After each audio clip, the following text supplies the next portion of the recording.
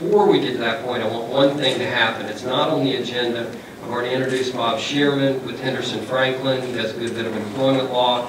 He's been very helpful to me.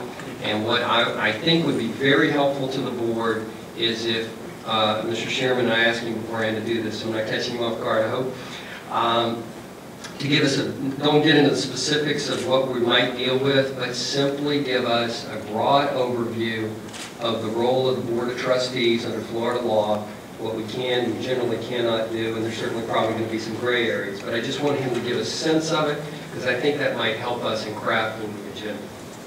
So I'll turn the floor over to you, and you can, wherever you want, from there. This is fine with me. Can everyone hear me all right? Mr. Chairman, there are several Florida statutes that are designed to provide guidance to members of boards, the trustees, as well as their chief administrators, executive officers, the presidents of the college, as to the duties and responsibilities of each. Rather than giving you statutory citations, I thought it might be more helpful to try to summarize these in readily handleable ways.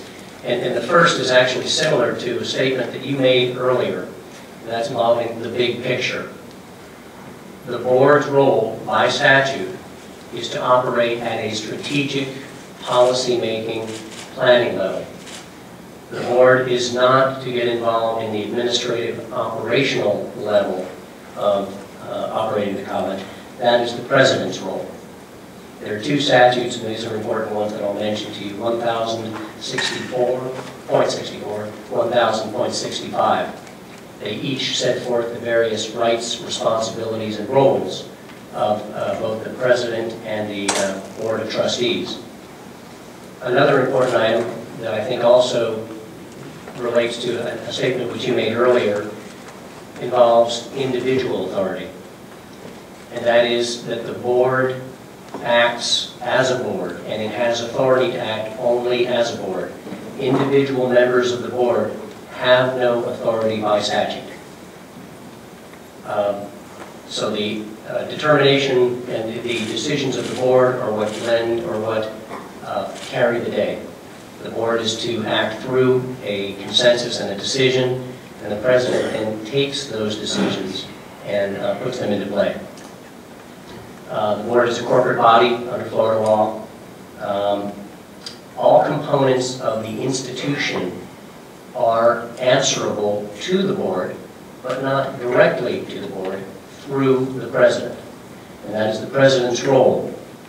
The board has the power to require the president to deliver data to the board as is necessary to allow the board to perform its statutory duties.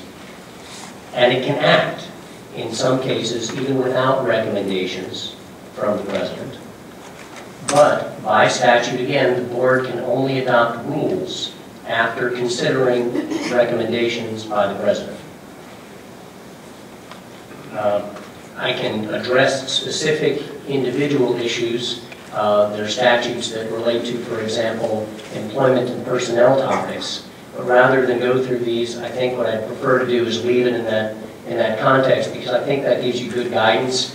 And if there are issues relating to contracts, academics, administration, etc., that come up that you'd like further commentary on, I'd be happy to provide that.